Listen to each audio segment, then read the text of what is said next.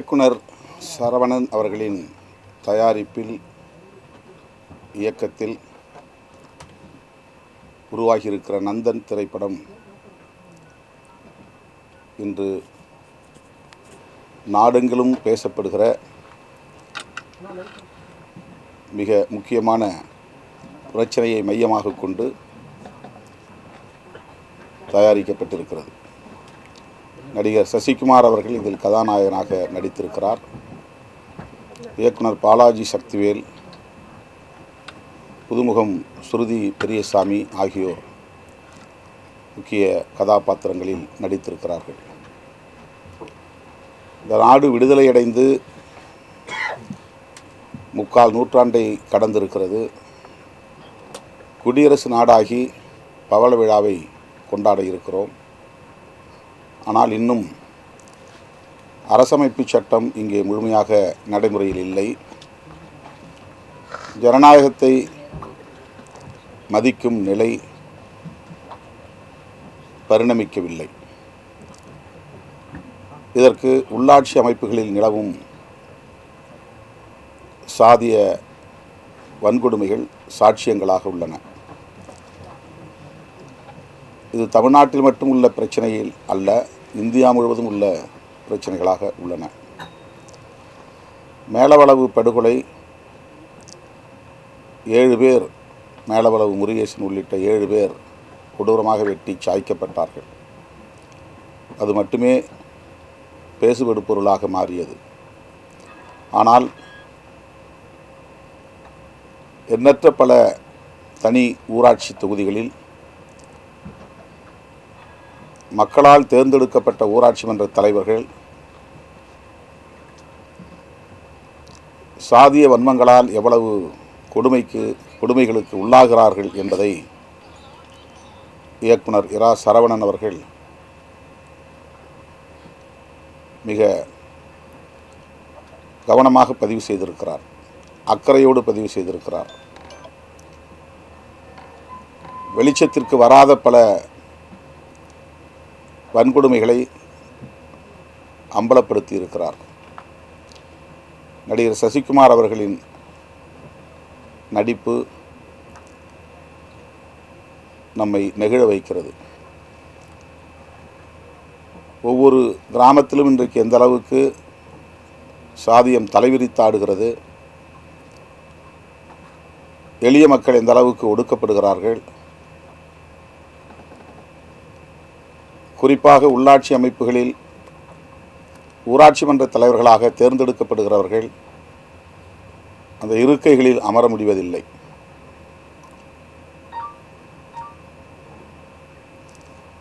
அவர்களை தேர்ந்தெடுக்கிறவர்களே எந்த அளவுக்கு அவர்களை அடக்கி ஒடுக்கி வைக்கிறார்கள் என்பதை வணங்கான்குடி ஊராட்சி என்கிற அந்த ஊராட்சி மன்ற தலைவருக்கு நேர்ந்த கொடுமையை அவர் விவரித்திருக்கிறார். எப்படி ஒரு தனித்தொகுதியில் வேட்பாளர்களை தேர்வு செய்கிறார்கள், அதில் அவர்களுடைய ஆதிக்க மனநிலை எவ்வாறு இருக்கிறது என்பதையெல்லாம் தத்ரூபமாக இயக்குனர் சரவணன் பதிவு செய்திருப்பது போற்றுதலுக்குரியது. எவ்வளவு அடங்கி போனாலும், விசுவாசமாக இருந்தாலும் அவர்களை மேலும் மேலும் அடக்கி வைப்பதில் ஆதிக்க சக்திகள் உறுதியாக இருக்கிறார்கள், ஒன்று சேர்ந்து செயல்படுகிறார்கள். இறந்து போன பாட்டியை கொட்டும் மழையில் சேற்றிலே புதைக்கிற ஒரு அவலம். இது கற்பனை அல்ல, புனைவு அல்ல, திரைப்படத்திற்காக இட்டுக்கட்டி எடுக்கப்பட்ட காட்சி அமைப்புகள் அல்ல. இது தமிழ்நாட்டிலும் நடக்கிறது, இந்தியா முழுவதும் நடக்கிறது.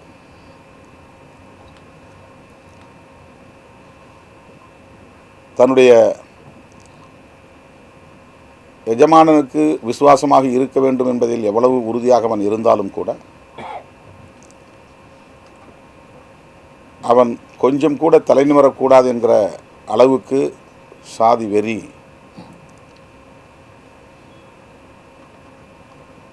வழக்கமாக ஊராட்சி மன்ற தலைவராக இருந்த ஒருவருக்கு இருப்பதையும் அவருக்கு துணையாக இருப்பவர்களுக்கு எவ்வாறு அது வெளிப்படுகிறது என்பதையும் இயக்குனர் இரா சரவணன் அவர்கள் மிக ஆழமாக அதை பதிவு செய்திருக்கிறார், படமாக்கியிருக்கிறார்.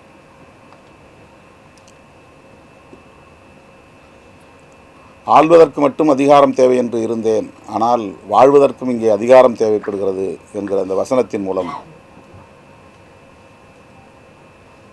இந்த சாதிய சமூக கட்டமைப்பில் எளிய மக்கள் எவ்வாறு பாதிக்கப்படுகிறார்கள் என்பதை இயக்குனர் சரவணன் மிக அழகாக பதிவு செய்திருக்கிறார்.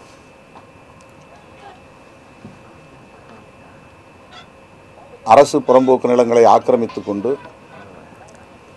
ஆதிக்கம் செய்யக்கூடியவர்கள்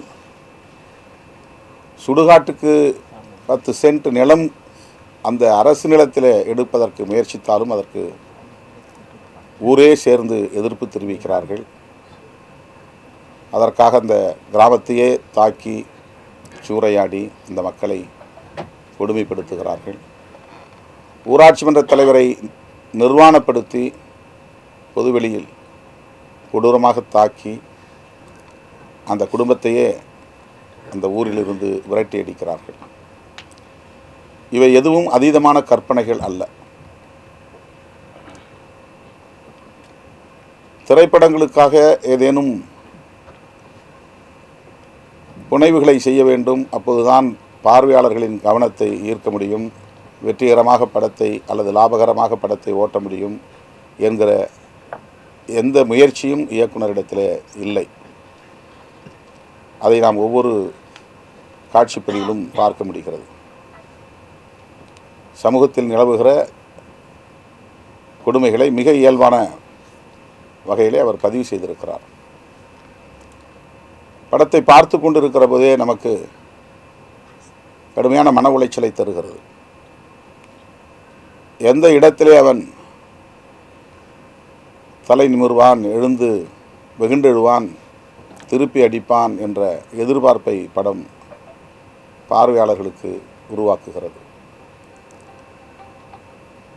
ஒரே சமூகத்திற்குள்ளே இன்னொரு அடிமையை தேடுவோம் என்று அம்பேத்குமாருக்கு பெரியப்பா உறவில் இருக்கிற மாரிமுத்துவை தேர்ந்தெடுக்கிறார்கள். அவனை வேட்புமனு தாக்கல் செய்வதற்கு முன்பாகவே பதவியை ராஜினாமா செய்ய சொல்லி எழுதி கையொப்பம் வாங்குகிறார்கள். இதுவும் சமூகத்தில் நடக்கிறது. இது திரைப்படத்திற்காக உருவாக்கப்பட்ட காட்சி அல்ல.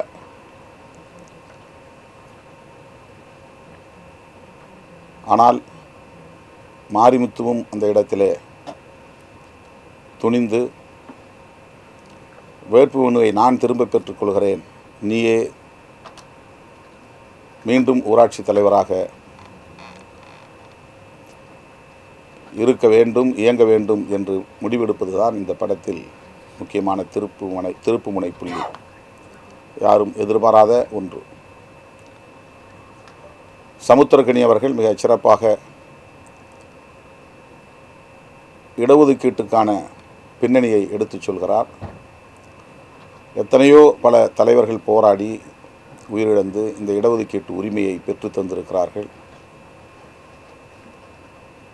அஞ்சாமல் துணிந்து போராட வேண்டும் என்கிற ஊக்கத்தை தருகிற ஒரு பாத்திரத்தை சமுத்திரக்கனி அவர்கள் சிறப்பாக செய்திருக்கிறார்.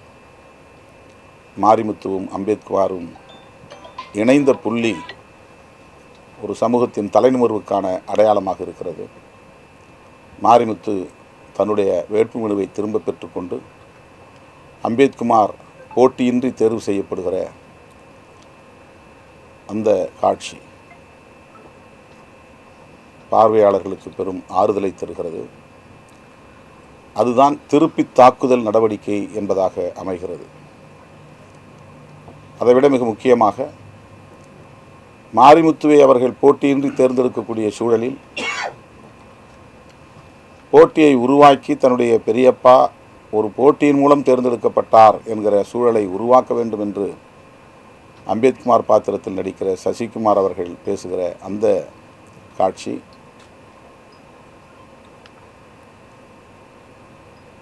இவ்வாறு ஒடுக்கப்பட்டு கிடக்கிற சமூகத்தினருக்கு ஒரு பெரிய பாடம். அஞ்சி ஒடுங்கி கிடக்கிறவர்களுக்கு துணிவூட்டுகிற ஒரு காட்சி அது. எங்கள் குடும்பத்தில் உள்ள 3 ஓட்டுகள் மட்டும்தான் எனக்கு கிடைக்கும், ஆனால் அதை பற்றி நான் கவலைப்படவில்லை. எனது பெரியப்பா அவர்கள் எனது போட்டியின் மூலம் அவர் மக்களால் தேர்ந்தெடுக்கப்பட்ட ஒரு தலைவராக, ஒரு கும்பலால் நியமிக்கப்பட்ட தலைவராக இல்லாமல் மக்களால் தேர்ந்தெடுக்கப்பட்ட ஒரு தலைவராக இருக்க வேண்டும் என்று விரும்புகிறார் அம்பேத்குமார். சமுத்திரக்கனி அவர்கள் பிடிஓவாக அவர் பேசுகிற அந்த காட்சி, போட்டியிடுவதுதான் உண்மையான ஜனநாயகம், ஆகவே நீங்கள் போட்டியிடுவது வரவேற்க தகுந்தது என்று பாடம் எடுக்கிறார். இதுவெல்லாம் வெறும் திரைப்படங்களுக்கான காட்சியாக இல்லாமல் ஒரு சமூகத்திற்கான ஒரு சோஷியல் எஜுகேஷன். ஜனநாயகம் என்றால் என்ன, போட்டியிட வேண்டிய தேவை என்ன, யார் ஒருவராலும் நியமிக்கக்கூடிய ஒருவராக அதிகாரத்தில் அமரக்கூடாது, சுதந்திரமாக செயல்பட முடியாது என்கிற ஒரு பாடத்தை, வகுப்பை இயக்குனர் இரா சரவணன் அவர்கள் அனைவருக்கும் எடுக்கிறார், வகுப்பு எடுக்கிறார். சட்டமும் இங்கே நடைமுறையில் இல்லை, ஜனநாயகமும் இங்கே கேலிக்கூத்தாக இருக்கிறது. 3/4 நூற்றாண்டை கடந்த நிலையிலும் குடியரசாகி இருக்கிற இந்த தேசத்தில் அரசமைப்பு சட்டம் நடைமுறையில் இல்லை. சனாதன தர்மம் தான் இன்னும் நடைமுறையில் இருக்கிறது. கிராமப்புறங்களில், உள்ளாட்சி அமைப்புகளில் முழுமையாக சனாதன தர்மம் தான் கோலோச்சுகிறது.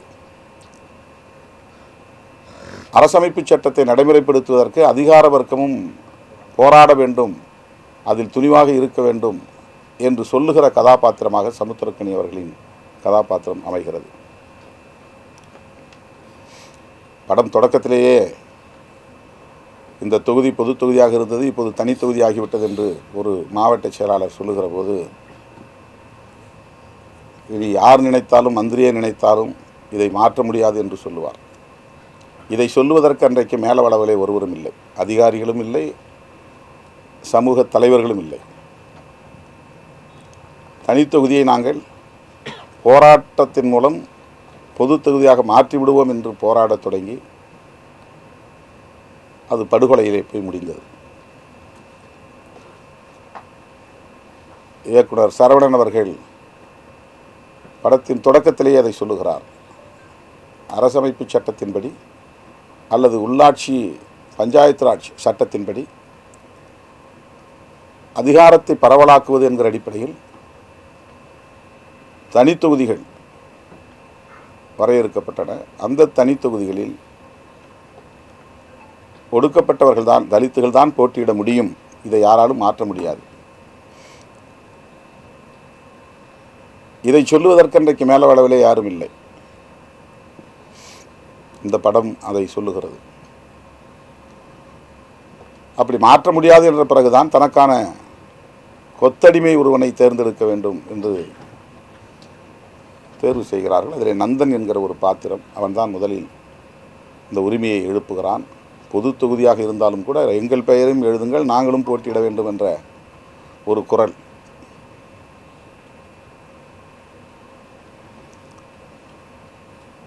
நந்தனுக்கு பதிலாகத்தான் அம்பேத்குமார் என்கிற அடுத்த கதாநாயக பாத்திரம். நந்தன் காலத்திலிருந்து இந்த கொடூரம் இன்னும் தொடர்கிறது. வரலாற்று ஆய்வாளர்கள் நந்தன் ஒரு மாமன்னன் என்று ஆய்வுகளின்படி உறுதிப்படுத்தி இருக்கிறார்கள். ஆனால் பெரிய புராணம் அவன் ஒரு தீண்டப்படாத சமூகத்தை சார்ந்தவன். கோயிலிலே நுழைவதற்கு முயற்சித்தான். நாயன்மார்களில் ஒருவன் புலையன் என்று பேசுகிறது. புராணம் சனாதன தர்மத்தின் வலிமையை பேசுகிறது. ஆனால் வரலாறு அப்படி அல்ல. அந்த நந்தன் காலத்தில், புராண நந்தன் காலத்தில் எப்படி இந்த சமூகம் இருந்ததோ அது இன்றைக்கும் தொடர்கிறது. நாடு விடுதலை பெற்று குடியரசாகி அரசமைப்பு சட்டம் நடைமுறைக்கு வந்து ஜனநாயகத்தை பரவலாக்கக்கூடிய எல்லா முயற்சிகளும் இங்கே நடைபெற்று கொண்டிருந்தாலும் சாதிய வன்மம் என்பது வேரோடி போய் கிடக்கிறது, புறையோடி போய் கிடக்கிறது. ஜனநாயக சக்திகளுக்கு ஒரு எச்சரிக்கையாக இந்த நந்தன் திரைப்படம். எல்லாம் நல்லபடியாக போய் கொண்டிருக்கிறது என்று நாம் எண்ணிக்கொண்டிருந்தால் ஜனநாயகத்தை காப்பாற்ற முடியாது. வெளிச்சத்திற்கு வராத இத்தகைய கொடூரங்கள், குரூரங்கள் ஏராளம். எனவே ஜனநாயகத்தை காக்க வேண்டும் என்று துடிக்கிற ஒவ்வொருவரும் எச்சரிக்கையாக இருக்க வேண்டும் என்று எச்சரிக்கை மணி அடித்திருக்கிறார் இயக்குனர் இரா சரவணன் அவர்கள். இந்த திரைப்படம் உலகளாவிய அளவில் ஜனநாயக சக்திகளிடையே மிகப்பெரிய வரவேற்பை பெறும். நேர்மையான அதிகாரிகள் இருந்தால் தேசிய அளவிலான விருதுகளை இந்த திரைப்படம் அள்ளி குவிக்கும். தொடக்கத்தில் நான் சொன்னதைப் போல வணிக நோக்கில் இந்த படம் இல்லை. வெற்றி பெற வேண்டும் என்பதற்கான புனைவுகள் இந்த படத்தில் எதுவும் இல்லை. சமூகத்தில் நிலவும் உண்மை நிலைகளை உள்ளது உள்ளபடியே படமாக்கியிருக்கிறார். அதில் நடித்திருக்கிற நடிகர் சசிகுமார் அவர்களாக இருந்தாலும், பாலாஜி சக்திவேல் அவர்களாக இருந்தாலும், புதுமுகமாக இருக்கிற சுருதி பெரியசாமி அவர்களாக இருந்தாலும் மிகச்சிறப்பாக தங்கள் பாத்திரங்களை கையாண்டிருக்கிறார்கள். இயக்குனர் சரவணன் அவர்களுக்கு எனது பாராட்டுகள். சமுத்திரக்கனி அவர்கள், சசிகுமார் அவர்கள், பாலாஜி சக்திவேல் அவர்கள் ஆகிய அனைவருக்கும் என்னுடைய பாராட்டுகள். ஜனநாயகத்தை கேலிக்கூத்தாக்குவது தடுத்து நிறுத்தப்பட வேண்டும் என்கிற பொறுப்புணர்வோடு நந்தன் திரைப்படம் வெளிவந்திருக்கிறது. நந்தன் வெல்வான், ஜனநாயகம் வெல்லும்.